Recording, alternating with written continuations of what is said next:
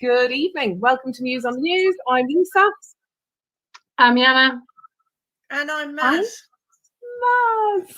Oh, it's so nice to have you with us, Maz. So we've had a bit of a change in our lineup this evening. So we haven't got Molly, we haven't got Kel with us. So you've kindly stepped into the breach, which is fantastic, and we're pleased about it. Yay! Look, you've got Molly on your mug. I love that. Brilliant. I am the mug. Thank you, girls, for letting me join in. It's a privilege and a pleasure. Welcome, Maz. Yeah, it's nice to have you.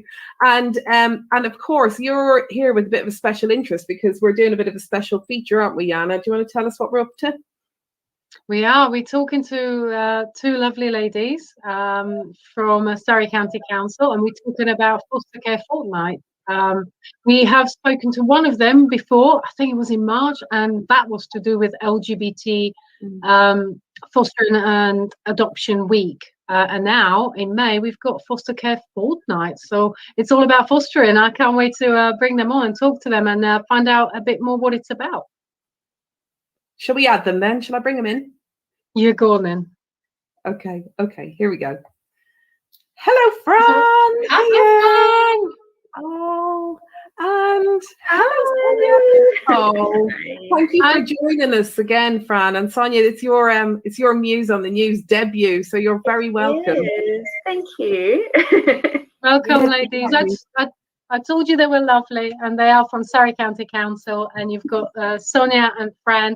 Yeah, welcome. You've joined us today to talk about Foster Care Fortnight. I think it's quite obvious what that's going to be, but obviously it would be really nice if you could just talk about a little bit about maybe introduce yourselves, what you do within Surrey County Council and what the Foster Care Fortnight is. So do you want to start, Fran? Yeah, hi, thank you for having me back. I'm glad to be here. Nice to see you all again, different lineup, and nice to have Maz as well this week. Yeah, I work in the fostering team at Surrey County Council. I'm the recruitment and marketing officer. And yeah, we're here to talk Foster Care Fortnight, which is a big campaign every year, goes on for 2 weeks in May. And we just shout from the rooftops all about fostering. And this year, the theme is why we care. So all week, this week and next, we are just going on about why we care about fostering, why it's important to us. As workers for the council, but we've got all of our foster carers, we've got some young people lined up. They're going to be putting stuff out there as well, talking about why they care about fostering.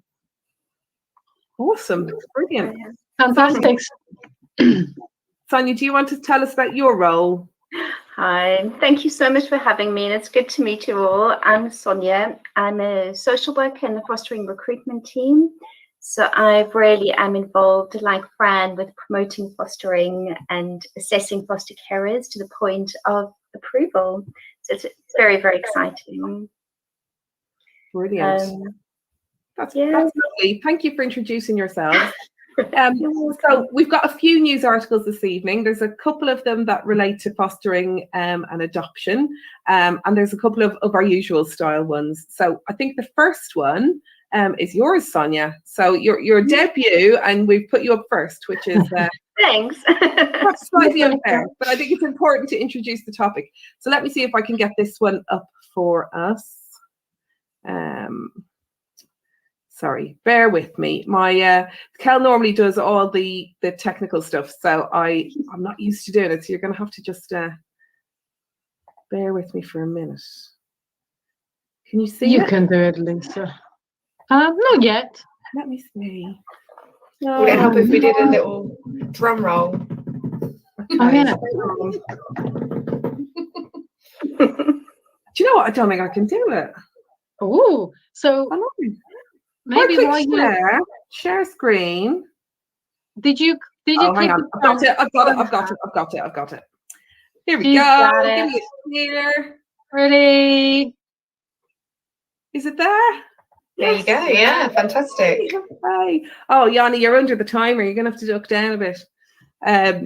So do you want to tell us a little bit about this one, Sonia? So the UK's largest fostering charity is urging more people to consider fostering post-lockdown. It's a really interesting headline.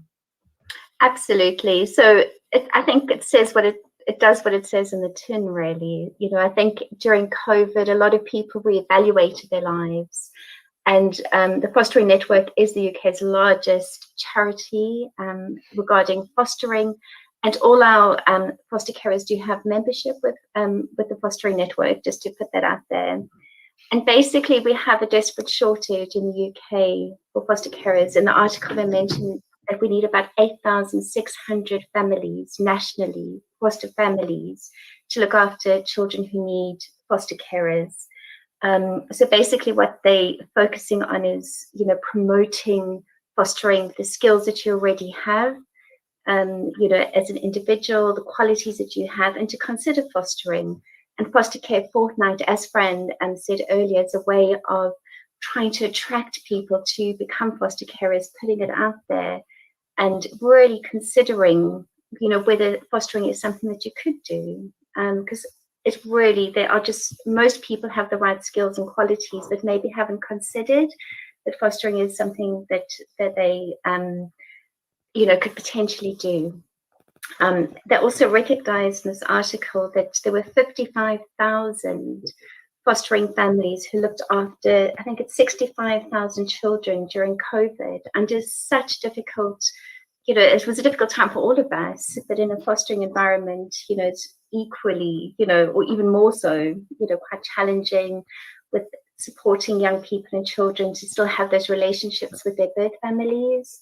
And not being able to do that face to face. So that brought kind of particular challenges. But I know in Surrey, we have just the most amazing foster carers who rose to the challenge. And so, yes, the article is about recognition and just also, you know, come and talk to us about, you know, your skills, and we can kind of just see if you're suitable, really. I could talk all night about fostering, so I will stop there. Just wondered if anyone's got any questions. I had a pleasure of meeting some of your foster carers in March when we did LGBT Fostering and Adoption Week, and they were just incredible people. But, you know, anyone that decides to adopt or foster, you know, they are pretty incredible people. And we all know that, you know, every child deserves a safe place to live. So, yeah, it is so important to get more carers on board. Absolutely. Yeah, definitely. I think it's also about kind of recognizing how wonderful, as you said, Sonia, our foster carers have been and stepped up during the pandemic, because it was really tricky. You know, it was tricky for any parent, whether it's you parenting your veteran or you're parenting foster children, and not having all those spaces that you used to be able to go to take the kids to let, you know, run around the park and let off steam. At one point they were all closed and all of those things. So we're just so grateful to our foster carers as well for everything that they did over the last year to support children and young people in Surrey, really, and keep things going. Yeah, and something else that this article refers to is about the community of foster carers, you know, and I think it is such a special kind of community of all our foster carers networking with each other. And this article definitely promotes that, because you're not only part of a local community, you're part of a bigger community within the United Kingdom of foster carers who support each other, share information. So it is just something quite special to belong to, in my view. Yeah, definitely. Maz, did you have anything to say about this particular article? Whilst I don't foster, when I met Kathy, she had her 3.5-year-old granddaughter living with her. She's brought her up from 6 months old, and she's now 17.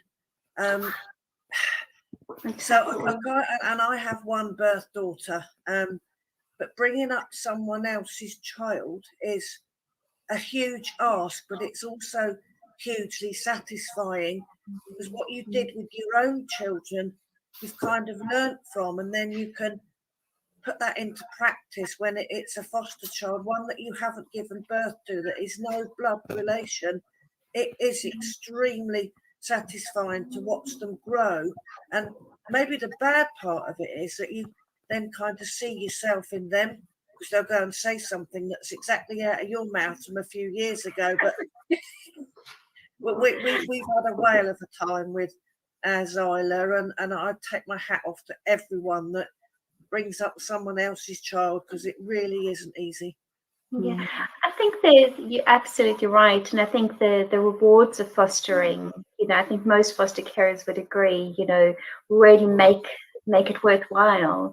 And just to kind of say there a little bit, we all learn from both being parented and from being parents. We have a lot of our foster carers who've never parented their own children. But that's why I think it goes back to the natural qualities and natural skills that people have that can translate into being a foster carer. So it's open to anyone. You shouldn't ever feel that you can't foster because you don't have children of your own. But thank you for sharing that. That's really rewarding. In the last program we did with you guys, we did a bit of myth busting, and it was exactly things like that. You don't have to be in a couple. You don't have to be a heterosexual couple. You don't have to fit any sort of societal norms. And actually, fostering is something that's open to everybody. And we, at the time, I can remember, we really strongly urged anybody who was at all interested to make contact. So how can people make contact with you if they are interested in finding out more? And making that contact isn't committing to fostering, it's just finding out information. What's the best way for people to make an initial approach?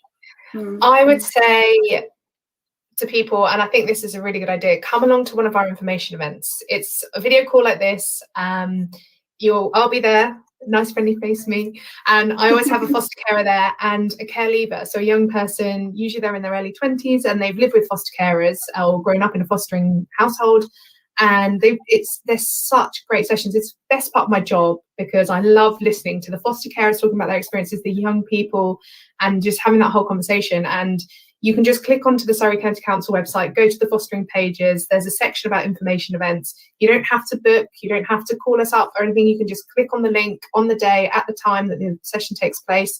The next one is Saturday, the 22nd of May at 11 a.m. Click on, you can listen in, ask questions. It's just a really relaxed way to find out about fostering. And there's no pressure or obligation to take it further than that, but just come along and listen to young people and foster carers and hear what they've got to say and actually what it's really like, because we can talk to you about it till we're blue in the face. We love our jobs, we're really passionate about fostering, and we really care about getting more foster carers in the county in Surrey, but actually listening to the foster carers and the young people and hearing their real life experiences, that's what it's all about, really. And I can't help but be affected by it every time, and I do these twice a month. So even if you can't come on that Saturday, have a look at the next sessions and see if you can come along and have a listen in and ask some questions. It'd be great to see you there. And we also have a phone number, don't we, Fran, that people can phone if they can't attend any of the sessions and talk to one of our lovely, people who take the inquiries.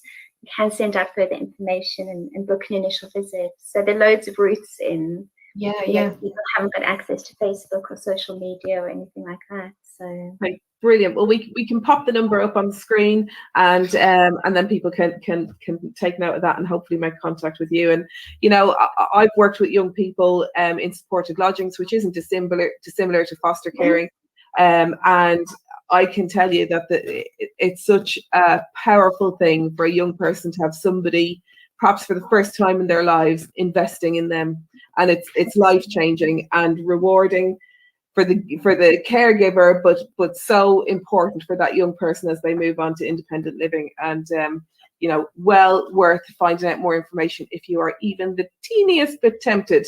And I know, Jana, you were tempted, weren't you? You were tempted when you were doing your interviews.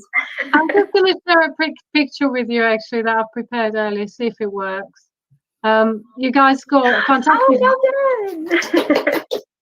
You guys got fantastic website, and you've got little videos and pictures of people that are supporting you popping up. And this was, I was asked by you to put my little message up, and it says, because foster parents, why we care about fostering, and that is, I feel, because foster parents have a unique chance to make a real difference in a child's life. And I think if maybe one day I can do that myself, yeah, why not? That'd be great. That's I don't know. I might have to speak to Molly before I decide to make that. We'll just keep making you interview our foster carers, Jana, until you're so convinced. I know you guys keep popping up in my life way too often. What's going on? Subliminal advertising. Right, that was a lovely article, and thank you for kicking this evening off with that and shining a light on Foster Care Fortnight. Brilliant, delighted with that. Right, next article. This one, I think I'm going to have a chat about this one actually. Let me just get it up on the screen. Let's see if I do better this time. You never know. This one is about the announcement that's coming in the Queen's speech that photo ID is going to be required for general elections. Can you see it? Has it popped up? Not yet, but I'm sure it will. When you do your magic. Yeah, sometimes it takes twice, right? So this one I found really bizarre, given that one of the main reasons for this requirement is, no, I can't do it, it won't let me. One of the main reasons for the requirement to have photo ID is cited as being electoral fraud. And in the last general election, there was only one conviction for electoral fraud, and this seems very, very OTT. And my concern is that actually very many 18-year-olds don't have photographic ID, and it tends to be 18-year-olds from lower socioeconomic backgrounds who won't hold a passport, may not have a driving license, and so then what do? And it's not like the government is launching a free ID scheme for adults in this country to go alongside this ruling. And I just can't help but feel that this is a little bit like a way for a Tory government to suppress voters that may not vote with their party because of their socioeconomic backgrounds and where they may have allegiances to other parties, for example, the Labour Party. I'm irked by this. It's niggled me all day, and I find it really quite disturbing. What do you guys think? Who wants to kick off? Voting is supposed to be anonymous in the first instance, and asking someone to prove their ID as they go through the door in the polling station, is it going to be used for purposes other than the voting? It just seems a bit Big Brother to me. Two things for me, I guess. Well, first of all, I'm not allowed to vote in general election because although I've lived here for 20 odd years and I pay taxes and support charities and support this country and all this, I am not a citizen. So therefore I can't vote in general election. So I have a passport, I have ID, and I've got a driving license. So I've got all the IDs that you need for me to vote, but I can't, and that's fine. But also, and I don't know whether it's because of the sheer size of this country and the population, and it's just not possible to be able to give everybody ID. But where I come from, as soon as you hit 18, you get ID. There is no, you cannot move around the country without ID. You reach 18, you get that ID, and you have to have it. And I don't think it's a bad thing. I mean, because I've never voted in a general election, I don't actually know how it works. So you just come in as a person, and do you register in any way? Does anyone check who you are? Or? Yeah, it works totally the same as it did in the local elections last week. You know, you go in, you give your name, they tick you off a list, they give you a ballot paper, you put your X in the box and you stick it in the box. So it works exactly the same. Exactly. But you don't have to prove who you are. No, the proof is in the provision of your name and the confirmation of your address. And the fact that you've filled in the form to be on the register. That gets, a lot of them are pre-printed these days by the council. Back in the day, you had to write your own name and date of birth in.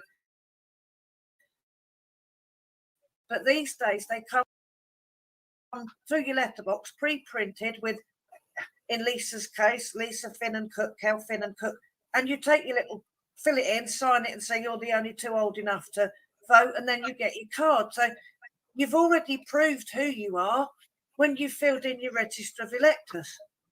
Okay, so are you saying that I can't walk in and say I'm Molly White? I locked Molly inside the house and go and vote against what she was going to vote because You could, because Molly would be on the register of electors. But what would you gain? What would anybody gain by going in and making a vote as someone else? One person's vote is not going to make a huge amount of difference. I would have replaced all the Brexit voters in the general election, and whenever that was, I would have gone in as every person that I know voted Brexit. I would have been like, yeah, I'm that person, and you're not even going to check it, so I'm voting against Brexit. Anyway, I don't know. The thing is, though, people don't do it. You know, like as I said, one case in the last general election, and it was a single vote. So, you know, I do believe every vote matters. I do believe that, but I think, you know, I think it's taken it too far, and I just really worry about young people who won't have that photographic ID and will miss the opportunity to vote. And I think voting is so important, and we need to, like here in this house, right? So I've got 4 children, 3 of them live with us full time. They're 12, 14, 16. From the time they were babies, they came with me to the polling station. I look after children, and they come with me to the polling station, and I speak to them every time about what we're doing and why we're doing it and why it's important. And we instill that from a very, very young age. And I think it's absolutely criminal that they could reach the age of 18 when they can finally cast that vote themselves, and if they don't have that photographic ID for whatever reason it may be, that they'll be turned away. And I think that's appalling. I think it's really dreadful.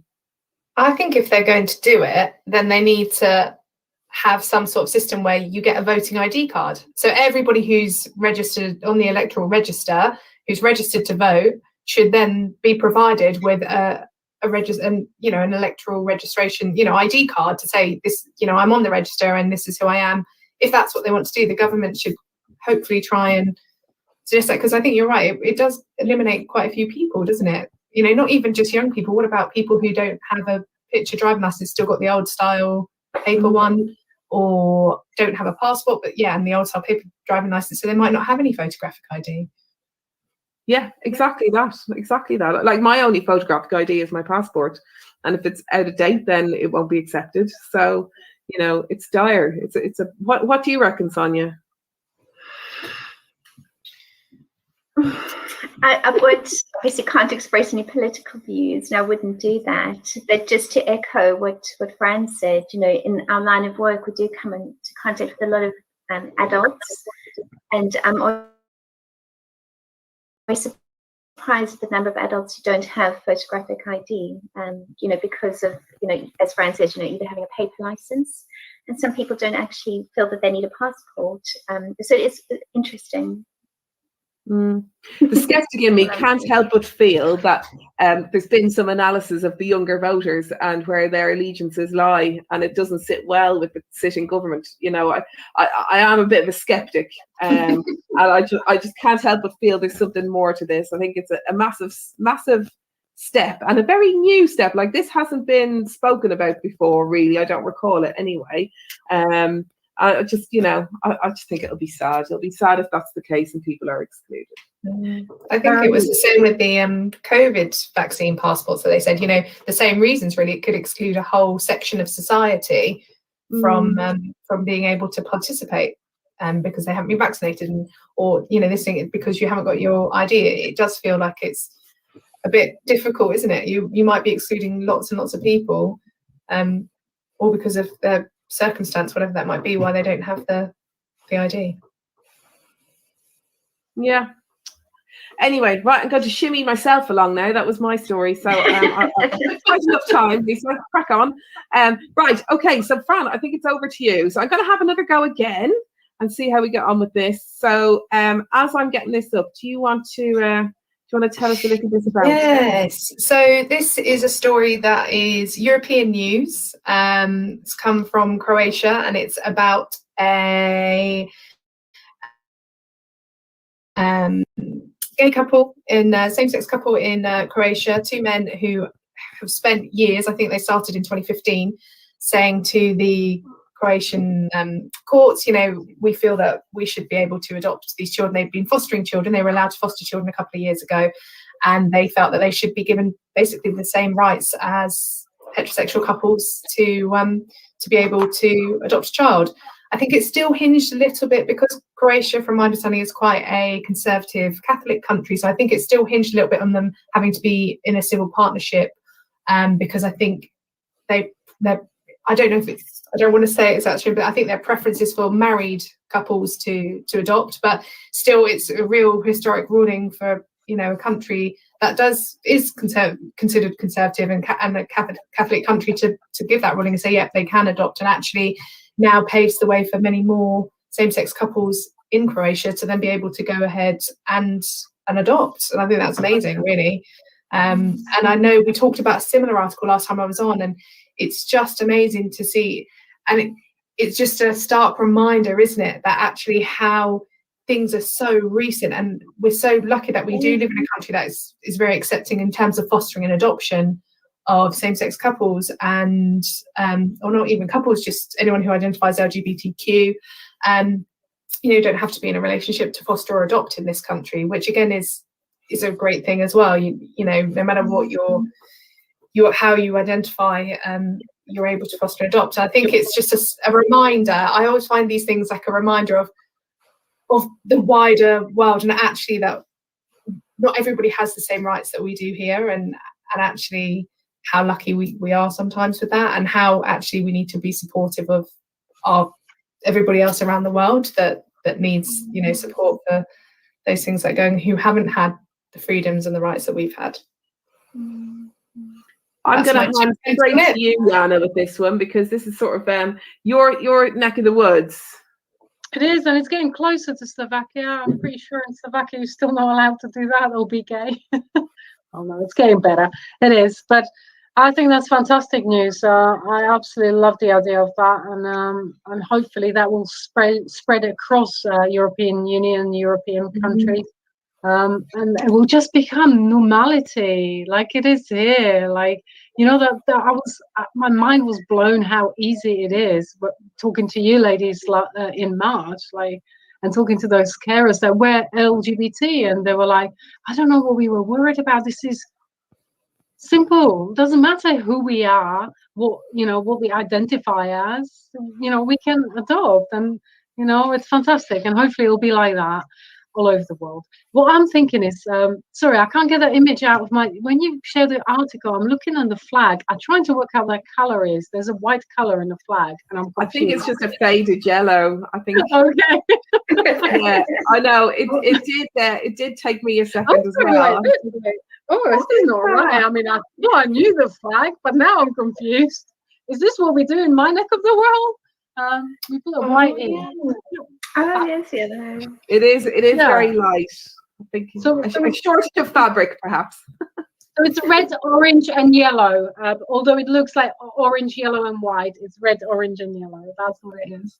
But yeah, fantastic. That's amazing. I mean, Croatia is a place I really want to go. It's supposed to be beautiful. I've never been there, but every Slovakian and Czech person know where it is. That's their ultimate destination for holiday. For me, it was UK, so here I am. I've been to Croatia.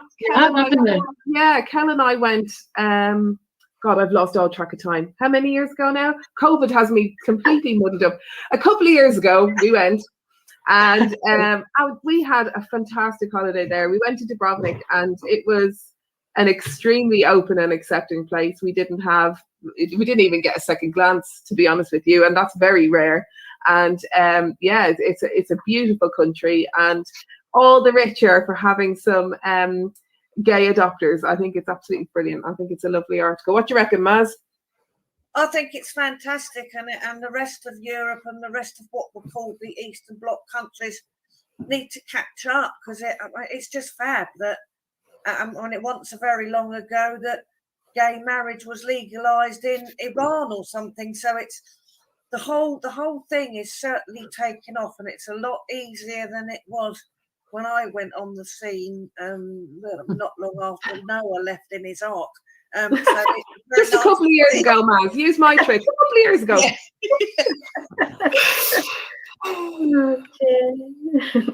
Yeah, I think things are progressing, but I think we often talk about the dangers of being complacent with this. As we see rights being realised across the globe, we have to remember that there's still an awful long way to go. And literally, I don't know how neighbouring Poland is, but we know the challenges in Poland.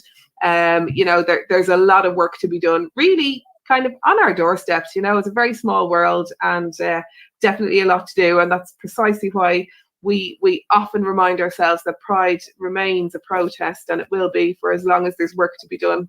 It's more than just the celebration, and we are happy to continue that fight for the people who need some more equality. Are you all right there, Jana? I'm just reading this because I wasn't actually sure, because obviously I live here and I'm a little bit behind what happens in Slovakia.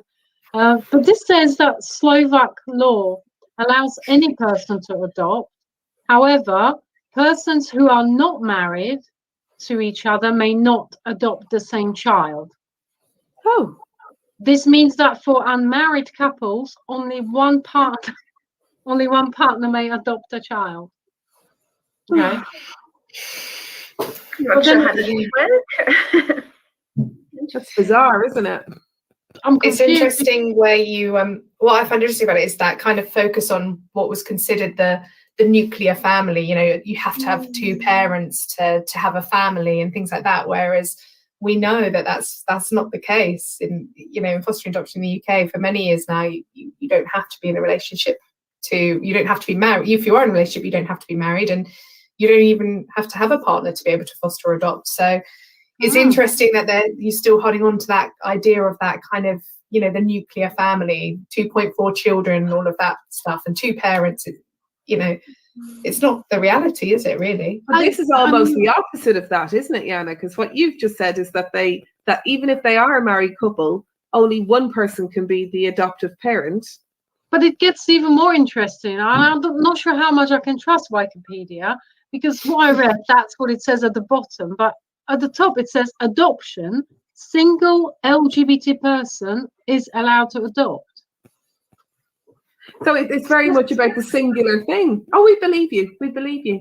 It's yeah, but I'm confused. I think we're going to have to do a bit of research on that when I come back to that maybe next week. Because and apologies, I didn't. I should have done, but obviously, if I'm going to adopt, I'm going to be adopting in this country, because I guess this is where my home is now, and I should care more about what happens back there. So we're going to do a little research. Yeah, we'll come back to Slovakia. I am intrigued by that. I would like to understand the basis for those rules. It's really interesting. We'll look into that. Yes. Anyway, right, okay. We're going to go on to our last article, and this is your one, Maz, and quite an exciting one, if I do say so myself. A very exciting one. Our much awaited Pride in Surrey summer event will be taking place this year. Cancelled last year, 25th of September in Godalming. It's going to be, I hesitate to say bigger, but it is certainly going to be better within the parameters of any COVID rules we have to follow. The lovely Mayor of Godalming, Penny Rivers, welcomed us with open arms in 2020 when we did Pride on the Road. They have a motto in Godalming about be free and live free. I can't say it in Latin, but I think everyone at the team, and I speak for every single person, is very excited that we finally get a chance to put this event on. It was very, very sad that we had to cancel last year's, but we are going to make ourselves known in Godalming. We'll all be there loud and proud, waving our flags and blowing our whistles and having a whale of a time. Oh, looking forward to it. Yeah, absolutely. I think we just lost Lisa. This is going to be interesting. Matt, no, actually, Sonia, you're in charge. Good luck with that one. Oh, good. I'm sure she's going to put back on. I was trying to work out who's got to. I can hear doggies barking in the background. Oh, I'm sorry. That's my 3. I think Kathy's probably and they're making enough racket to wake the dead now between them. I thought it was in Lisa's house and they dragged her away, and that's why she disappeared. But she's back. Sorry, I don't know what happened. I had to come out and come back in again. It's okay. I already had it all planned how I'm going to end this. I was just going to go. Boom. So look, fantastic, isn't it? I mean, it's so exciting. We've been so thrilled to be able to announce the summer autumn program, because we've got some other things on the cards as well. But you're right. I kind of cut off when you were talking about Penny Rivers and what a brilliant welcome she's given us and extended to us, along with other people in her team over there. I mean, we're very lucky to have such a warm welcome to Godalming, and it's lovely for us to go to a different destination. We a great pride in Woking, and it's lovely to be able to pop to Godalming this year. I think it's Godalming will lend itself very well to what we want to do. During the lockdown, obviously, you two lovely ladies, Lisa and Jana, and your lovely other halves, kept everybody going with the lovely cook-alongs and the Muse on the News. But I think everybody will be very pleased to be able to get out back in the public domain and carry on the education that you ladies have done so brilliantly for, must be getting on for a year now. So you're old hands at this, you're pros now. I don't know about that. It's really exciting, and I think sorry, Anna. I was just going to say, I think it's really, really nice that it's moving to a different town. And I think how nice if it does move to a different town every year, to just showcase Surrey as well, and actually, showcase that, Pride in Surrey, we're doing it in different places every year, so it's got the edge. It's going to be a bit better, but yeah, it's really exciting. I'm looking forward to it big time. Absolutely. But don't forget, we're also doing Pride on the Road between 16th and 18th of July, and that means we are covering whole of Surrey. So 3-day event this time. So yeah, it'll be good. It's going to be hardcore. We're going to have our listeners with us. But yeah, it's going to be a good one, and we're also going to be at Shine Fest this year too, which is really exciting. That's on the 11th of September. Our shop in Woking that is going to be there until at least June. Very integral part of Pride now. We're struggling a little bit to get it staffed all the time, but I'm sure there's some lovely listeners out there that will watch this when it goes out live and think, maybe I could do a couple of hours in that shop. It really is an uplifting experience. I know Lisa and Jana have been in there, and I've been in there, and it's so lovely to talk to people, and you get parents come in with their teenage children who, look, a gay shop, but the parents are buying more than the teenagers are, and it's lovely. Well, wouldn't it? It's a beautiful stuff. It honestly, Charlie has done an incredible job, and everybody that's helped him, Alan and Craig and yourselves and everybody really chipped in, and it's looking amazing. So Fran and Sonia, if you haven't been to Pride in Surrey shop, it is in the Peacock Centre, right on top by parking level 1. It's beautiful. Where the theatre is. Okay. Yeah. I was wondering where it was. Yeah, because it's so worth the visit. I keep seeing pictures of Charlie and videos of Charlie now. I keep thinking, where is it though? In the shopping centre. I haven't been in the shopping. I live in Woking, but I haven't been in the shopping centre for ages because of COVID. But I was thinking I could do a shift, but it would have to be a weekend one. Please do. Yeah, feel free to. I think what we've really noticed is that people are coming from really far away. Like there was a young lady in from Bristol. She travelled all the way to Bristol to come and visit the shop, and people are coming from very far-flung places because it is a safe space. It's more than just a shop. It's somewhere that they can come and have a chat and have a sit down and learn and make connections with people that perhaps they may not have been able to make previously. And I think it offers so much more than just a shop. So Maz, you're absolutely right to highlight it. And if there is anybody who's interested in volunteering, please visit our website, because all the volunteer vacancies are there, and we are desperate for people for the shop. So yeah, please do. It's a lovely place to be. So, you know, if you get involved, I don't think that you'll regret it, not one bit. Sounds good. Oh, right. So yeah, Pride in Godalming, 25th of September. And we cannot wait. We cannot wait to bring our celebration to the town. And yeah, the welcome has been fantastic, and plans are well underway, and things are getting very busy for our team now. But it is going to be brilliant. There's going to be some good music, some good food, general party vibe, and it's always good. A Pride in Surrey party is always a good thing. And yeah, get your tickets. They are available now, your entry passes. So yeah, you can get them from our website as well. So yeah, please do check it all out. And I like that you're really supporting small businesses as well. You mentioned there about people who can knit something or kind of do something crafty to sell it Pride as well. So I thought of getting the old knitting needles out and see what I can come up with. Oh yeah. You know, we really do support independent businesses, particularly. You know, we do try and channel all our business their way. And in terms of the benefit to Woking, I think the revenue figures that Pride in Surrey brought to Woking was over £300,000 to the local businesses over Pride weekend. So we look forward to bringing that to Godalming as well. And it is lovely that we're able to spread that, and particularly this year when things have been so tough, that we can bring our business to somewhere different. I think it's a fabulous thing. It's all good. It's all good. I'm very excited. I cannot wait. Yeah, I know. Right, okay, that's all our stories. Jana, do you have something for us? Oh, Hang on, let me see if I can get your. Do you know what? Yeah.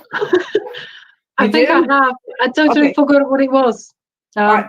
Hang on, then I'll give you a second. Hang on a second. Word of the week. Word of the week. Word of the week. I can't myself. Go for it. Do it again. Oh, okay. Again. Word of the week. Word of the week. Word of the week. I love it. What is it? Oh. Oh. Oh. Farouche. I just like the sound of it. Doesn't it just sound beautiful? It's farouche, and it means sullenly unsociable or shy, which definitely isn't any of us here, I don't think.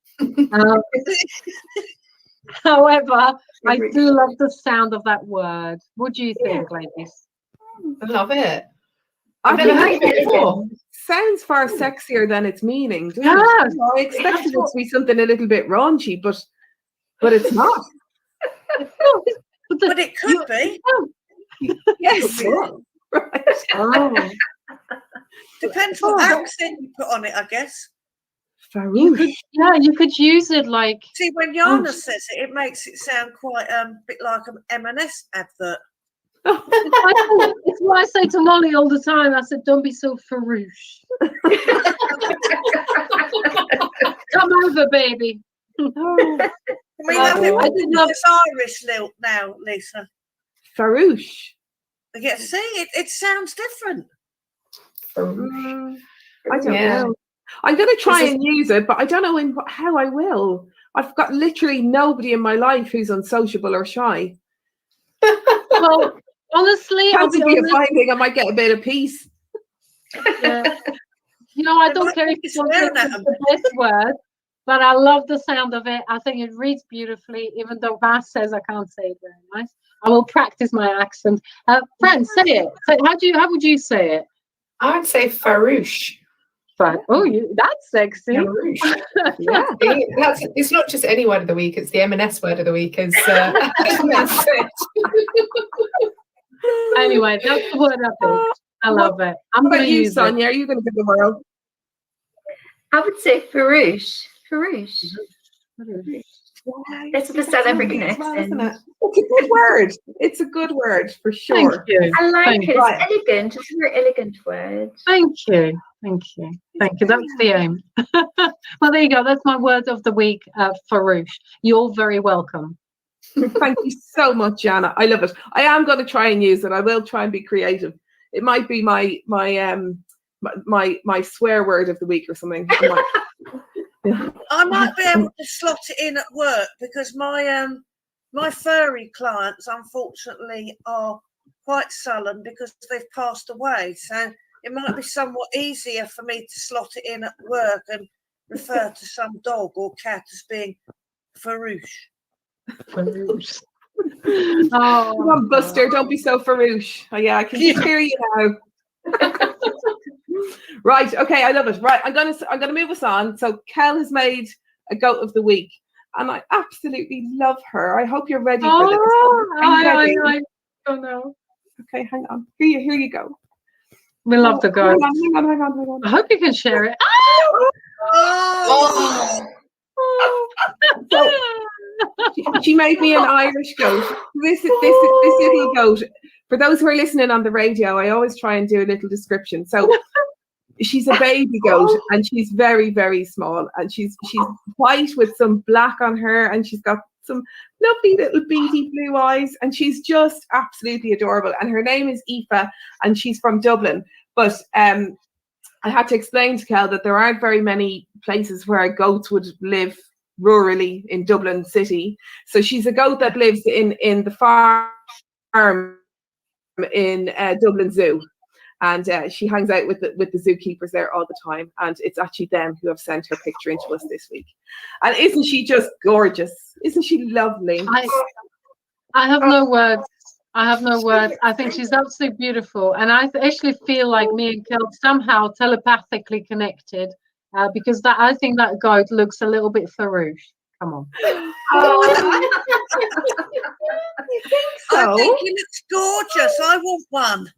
How do you say the name again, Lisa? Aoife. Beautiful. That's Aoife.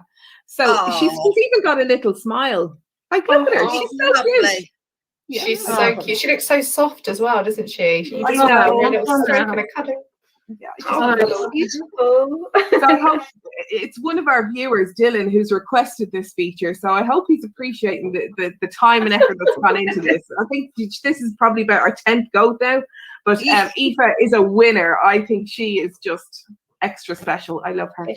Definitely my favorite. I've never seen that name before, and I love that name. So maybe if I do adopt one day, well, if I adopt the child, we'll already have a name. So okay, if I adopt a goat, I'm not very good at this adoption, lark, am I? Anyway, I would like something called Aoife. Yeah, that is so cute. You know what? My eldest daughter was nearly called Aoife, and Really? I love it. Yeah, I love it. Why didn't you? Oh, her other parent wasn't in agreement. That's a beautiful name, and it's a beautiful goat. It's definitely my favorite so far. 100%. Yes, I love her. I love her. Right. So listen, before we do a quick little roundup on Foster Care Fortnight, I just want to share our video about Text Talk, because it's very important that you remember that you're not alone. So just bear with us for this video, and then we'll come back to just do a roundup of Foster Care Fortnight.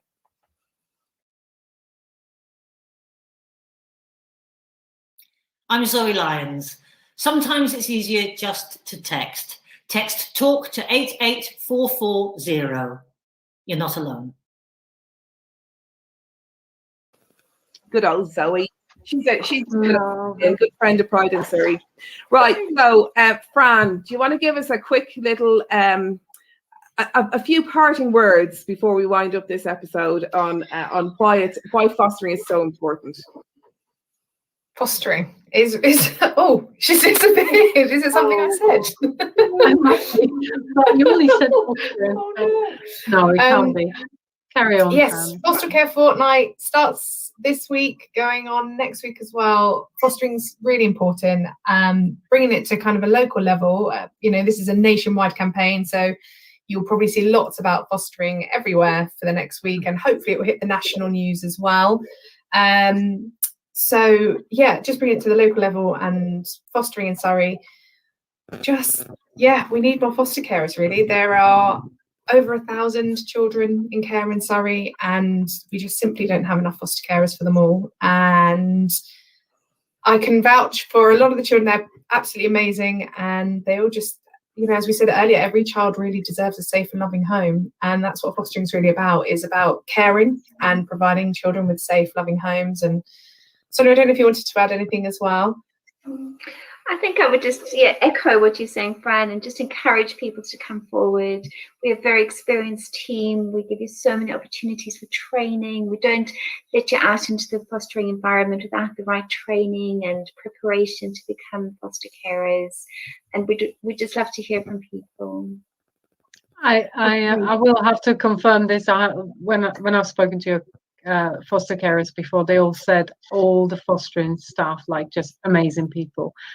So thank you for that, because you two are doing an incredible job. It's very important. And yes, thank you, and thank you for joining us tonight. Thank you for having us. Indeed. Well, it's been a pleasure. And just before you go, let's just remind people of your next information session. So it's Saturday the 22nd of May at 11 a.m. and they can contact the fostering team. We'll put some links underneath so that people know how to get in touch with you. And if you're at all interested or you just want to find out a bit of information, please do go along. Fran will be there. She's your girl. And she'll be able to give you all the information that you need to just decide if it might be something that you might want to find out a bit more about. So excellent. Thank you so much, ladies, for joining us. It's been a pleasure once again to have you with us, Fran, and lovely to meet you, Sonia, and maybe you'll be back with us again another time. We really appreciate you coming along. And Maz, thanks for stepping in this evening. It's been lovely to have you. I think Maz's connection is poor. Oh, let's do that one. Hang on. She's trying to come back in. There we go. I was just saying, Maz, thank you very much for joining in with us. Yeah, thank you. I lost you for a bit then. That's okay. But yes, it's been wonderful. Thank you very much. Brilliant. Okay. I'm going to take you off because you've got some bad feedback. So I'm just going to take you off. Okay. Thank you so much. Bye. Take care. All right, and ladies, thank you very much. As I say, it's been a pleasure, and we look forward to having you back around again for another session of Muse on the News. Can't wait. Thanks so much, guys. Thank you for joining us. Thank you. It's a pleasure. Right, well, good night, everybody. I hope that you've enjoyed it. If you've got a news story that you'd like us to cover, please do get in touch with us. Oh gosh, I can't remember the email address. Can you? Well, you can send it to me, lisa@prideandsurrey.org. You can send it to me and I'll pass it on to Kel, who usually, helps with the stories, bits and bobs. Right. Good night, everyone. We'll catch you the next time. Yeah, next week. Yeah. Good night. Good night, everybody. Thank you.